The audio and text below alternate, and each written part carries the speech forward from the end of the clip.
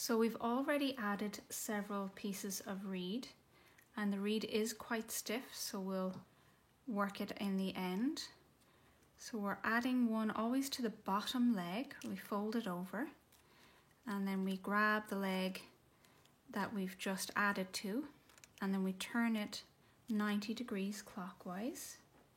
Again, we take a leg, we take a reed, we add it to our bottom leg, we hold the leg that we had added it to, turn it 90 degrees, and one last time we're just going to add the reed, fold it over.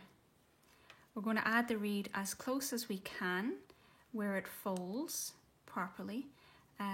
If we do it too close, it is obstructed because the reed is quite thick and it's not a live rush. If you do it too far, it'll leave a gap.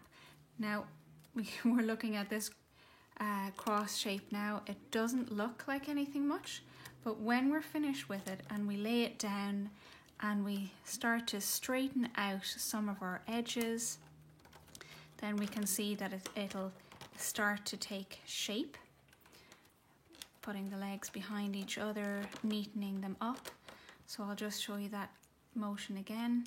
We'll turn it 90 degrees and we will add another reed here.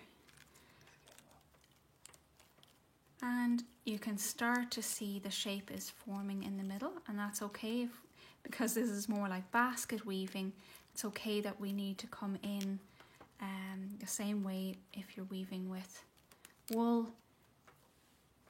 And I'll show you that again so that you can see the shape that should be coming in the center. There we go.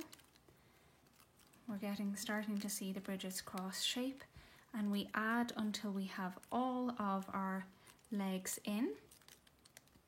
Our last piece, I want to show you how to add that. So we take, if this was our last leg that we're putting in this direction towards the right, we'll release our last loop on that side, and when we fold our reed, we're going to insert it inside this reed. It's a little fiddly, so we kind of take it and put it inside this fold and push it through. And now it doesn't look like anything much. Don't worry if this happens to you. But what we're going to do is we're going to tighten back in that reed. We're going to tighten in the reed that I've just added here because it's all pretty loose. All of these reeds, we work with them because again, this is not the traditional, we can't get fresh reeds here at this time of year. And then we'll pull back the reed that we loosened up until we start forming our center of our four-way cross here. Once we have our center starting to form as we like, I'm starting to get there but not there yet, but just for the interest of length of the video, I just want to show you how we finish off the leg. With the leg, we hold one of the wire pieces with about a finger width or a centimetre showing, and that we're going to use to tie it in the end. We hold that down just by pressing our finger against it, and then with the wire we wind it tightly till it comes up to join the other piece, and then we're going to twist those two sides together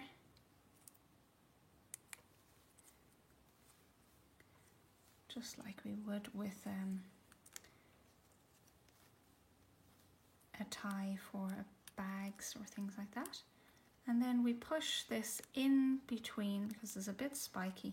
We don't want it sticking out, so we're going to push it in between our